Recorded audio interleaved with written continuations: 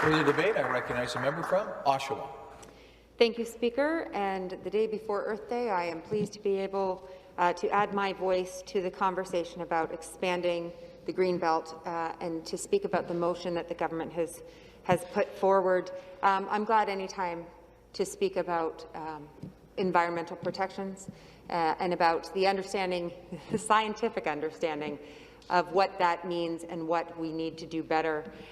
You know, we're hearing a lot that sort of sounds like a bumper sticker, you know, the I Heart the Greenbelt message today, which has its place. We want everyone to support the Greenbelt and support, you know, the charm and beauty, as we've heard, of Ontario. I paddleboard, Speaker. I love lakes and rivers and enjoying nature just like the rest of us, but I love the ugly places too, like wetlands. You know, the places that don't actually attract tourists but get the job done, filter our water, that make sure that we have what we need in terms of healthy animals, water, like all of that. They do the heavy lifting. And I'm going to remind folks that I'm standing here, and not too long ago I was defending Duffins Creek provincially significant wetland. My colleague from Niagara Centre, thank you, eloquently listed just kind of a handful of devastating MZOs and decisions that are not just targeting but are demolishing protected wetlands, protected environmental spaces, and that is important to bear in mind.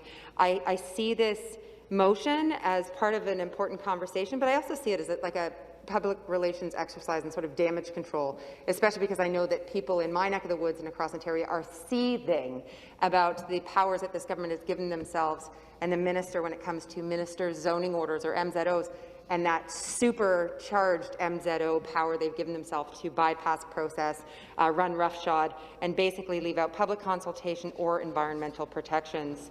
I want to thank First Nations, activists, conservation authorities, advocates, environmental groups, farmers, and just folks who have been non-stop around the clock having to stand up to defend our environment from this government and for the future.